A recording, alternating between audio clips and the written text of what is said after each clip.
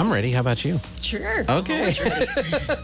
Always ready. Welcome back here on the Good Morning Artesia radio show. Let me move that bag because it's right there in the camera shot.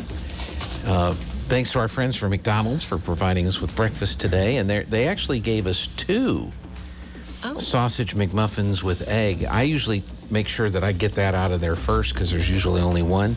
In my opinion, it is the world's greatest breakfast sandwich ever invented by mankind or womankind or people kind or they kind, whatever we're supposed to say nowadays. And but there's another one in there. So Well, you can have lunch. well, usually Eunice makes something for Fridays for Friday. lunch. So Cool. Yeah, because I hear she's a great cook. she's an excellent cook. Great. And all that. Well, Selah's here, Eddy County Republican Party, and we've had this time slot set aside for candidates for school board here in Artesia. Right. That are Republican candidates. And we have today's interview and next week's interview. Today, who do we have with us today? Kristy Crockett. Well, hi, Kristy. Good morning. And you are running for School Board District 2. I am. So let's find out a little bit about Kristy Crockett. Are you a evil transplant like me, or are you a born and raised Artesian? I can't say I was born here. I was actually born in Texas, but I have been here since I was 3 months old. So I get to claim that I am native. I have. Next month will be 38 years. 38 that years. I have been here in Artesia. Grew up here, went to high school here, graduated from Artesia High School, married another local. Mm-hmm. Left for college for a while. Mm-hmm. We call this the black hole for a reason. This place will suck you back in. And I got brought back in, but I love it here. This is when we talked about where we wanted to be and where we wanted to raise our kids, Artesia definitely lands at the top of our list. So you come back and you start your family, raise your family. How many kids do you guys have? I have 2. Mm-hmm. I have, my oldest is a boy. He is currently a freshman at the junior high. Okay. And my youngest is a girl that is a first grader at Central Elementary. Okay. So you're a resident, you're a graduate, you are have children in the school system right now. So you've been actively involved in some form or fashion with the Artesia schools for a long time now. For a very long time, it feels like. Yeah. So when you're not, are you a stay-at-home mom? Do you work in the? My husband and I run a company, so I work from home and facilitating the day-to-day operations of that and management of that. Okay. So it allows me to control a little bit of my schedule and Good for you. do what I want to do when I want to do it. Yeah. And so it works in my favor. It lets me get to participate in things like PTO and in sports boosters clubs. So I like to be involved with my kids. For example, today, there's no school because it's Parent-Teacher Conference Day. Correct. And I'm sure you've attended many a Parent-Teacher Conference. I have. I have. Yeah. Were you the subject of the Parent-Teacher Conference, either as a kid or as a mom? I was an overachiever as a kid. When I started school, I wouldn't say I was the brightest in the room.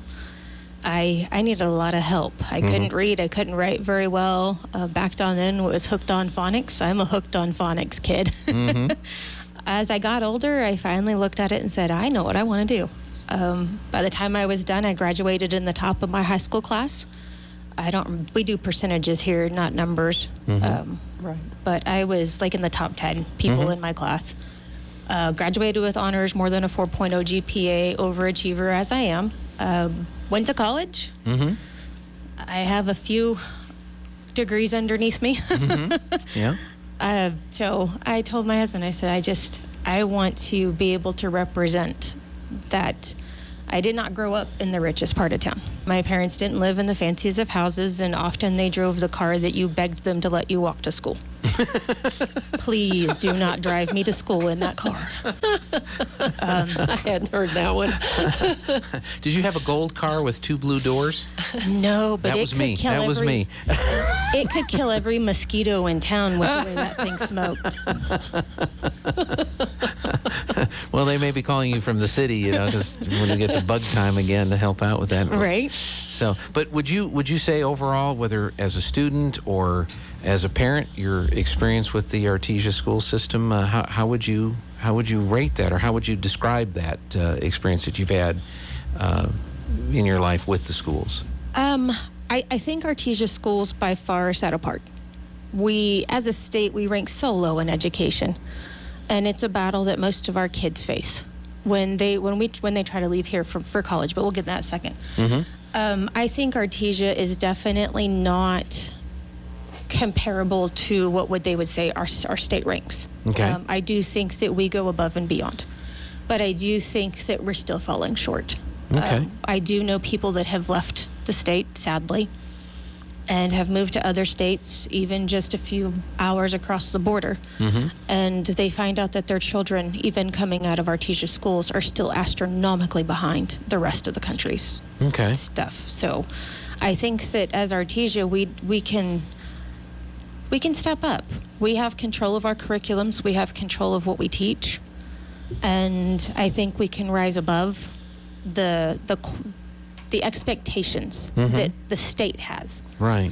And we could say we're Artesia Bulldogs, and we don't take mediocrity as a solution. We want the best of the best and the top of the line. I'm gonna assume that this is your motivating factor for wanting to get on the school board and run for the school board. Is this issue? Are there some specific?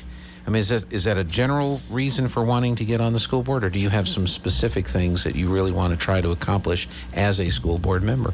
Well, a lot of my motivation lands in having a parent voice, having somebody that's in the trenches with us, that understands exactly what we live with day to day, what the house looks like after school, mm-hmm. what it looks like when your kids are quarantined for 10 days for close contact or whatever it may be.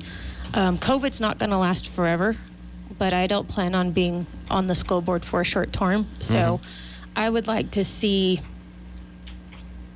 some changes. I've been fighting to have wrestling sanctioned as a sport here in Artesia within our high schools. Okay. That fight has been going on for 8 years. Wow. A fight that I don't plan on backing off of anytime soon. I've got a freshman that this fall will be his 9th year being on the mat. Mm-hmm. And it breaks my heart that the only reasons that I hear, not just when it comes to wrestling, but other sports, other activities, other policies. Doesn't matter if it's dress code or what we do in classrooms or how we facilitate different things. Well, that's the way we've always done it. Mm-hmm.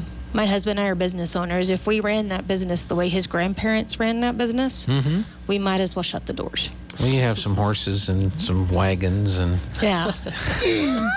There's things that we still do that are definitely the same. There's never been a better way of doing it, and sometimes old school ways are better than the new ways. Mm-hmm. But I think that there's a lack of perspective. Mm-hmm. There's a lack of evolution. We have some very strong traditions within our schools and within Artesia that, we need to hold on to those. Mm-hmm. Those are golden. But I think that there's areas that we're holding on to the past when the past has already let go of us. And it's no longer relevant. Okay. So wrestling is one of the things that you would love to see come on. Let me ask you a couple of other things. There's a mill levy election coming up, a continuation of an existing mill levy. Do you have any thoughts or opinions on that? I wholeheartedly support the mill levy. We do a lot of wonderful things with that money that mm-hmm. comes from the taxpayers of our community. It is what holds our schools together.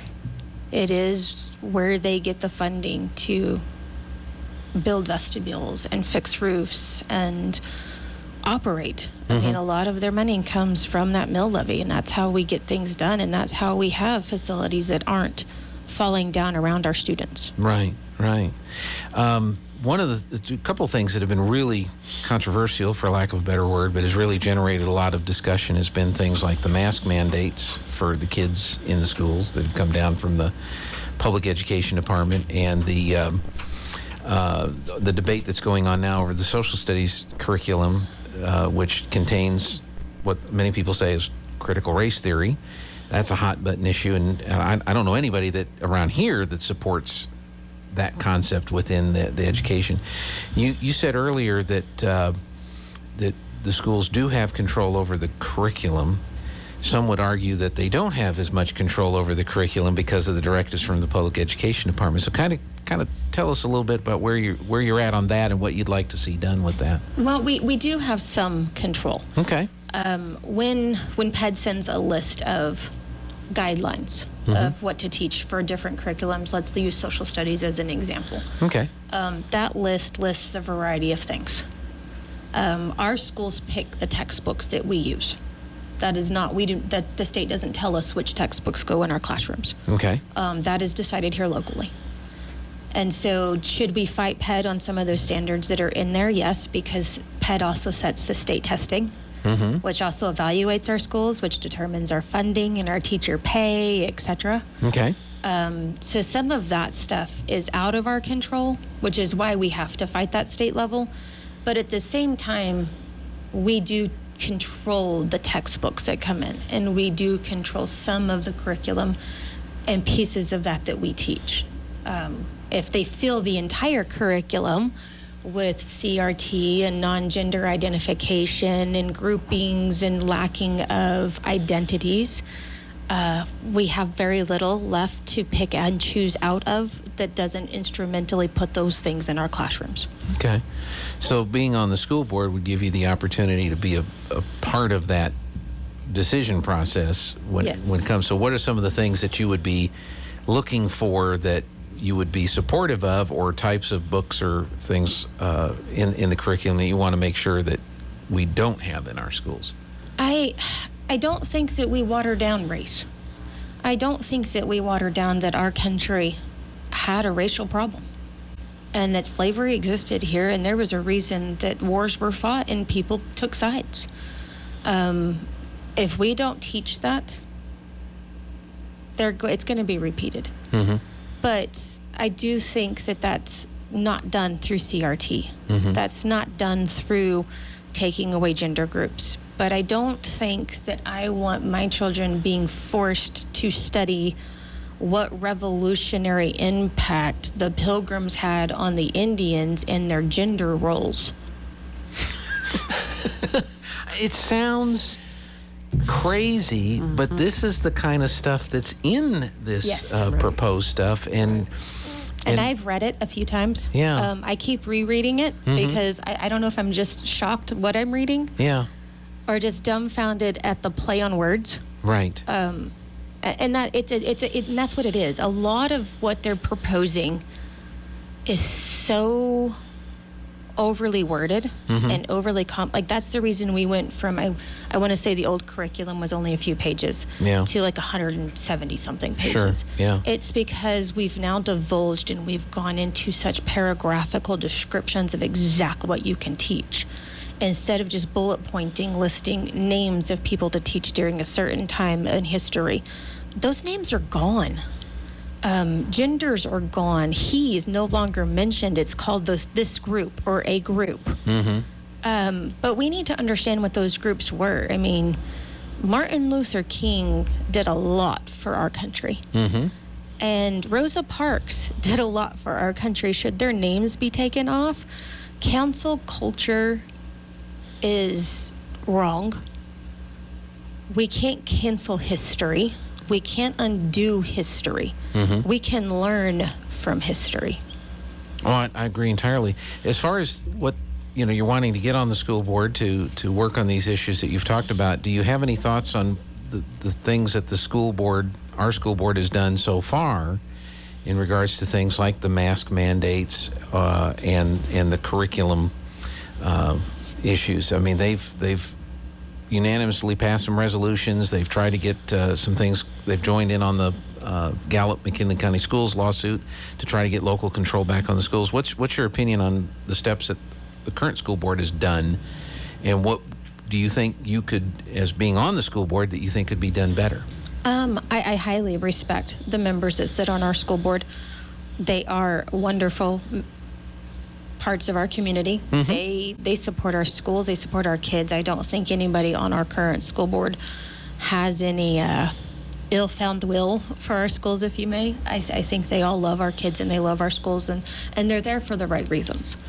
So why would I want to run against somebody that I think is doing an okay job? Well, we joined that Gallup lawsuit, which means all of those are behind closed doors. Those will be in executive sessions, and that information is confidential. And I think we need parents behind those doors. We need to have a voice that understands directly and has a different outlook on what we're dealing with. I see things differently than most people do. I love that our school board has passed some resolutions, but politely asking PED or the governor or the Secretary of Education to not be pains in the heinies. When was the last time you were able to politely ask somebody not to be an idiot and they actually listened? Well, if they're an idiot, that's kind of hard for them to... they usually just look at you and go, and go on their merry way. Yeah. I think that we're dealing with bullies. And bullies don't respond well to politely being asked to leave me alone. Right. And I view them as bullies. When it comes to mask mandates, I respect that our school board did not take the stance that Floyd did. I've heard people argue different directions. Well, if we would have bound together, they couldn't have taken over 30 schools. Yeah, they could have. They were prepared, and they were hoping for it. It's in the law, and that they had that behind them. So. And they were firing people out of their main offices and terminating them so that they could put them in superintendent positions. If you do not believe that PED has 30 people sitting in their offices up there that they could totally release right now to put in school districts and then just fill their positions later, you're wrong. They got a lot of people sitting in that building, and PED's not ran by one or two. Right. They got a staff. Right. And that staff, I'm pretty sure, they rallied their troops, and they were ready. So from that perspective, the school board, I think they made the right call, but I think that they fell short in the aspect of they weren't prepared.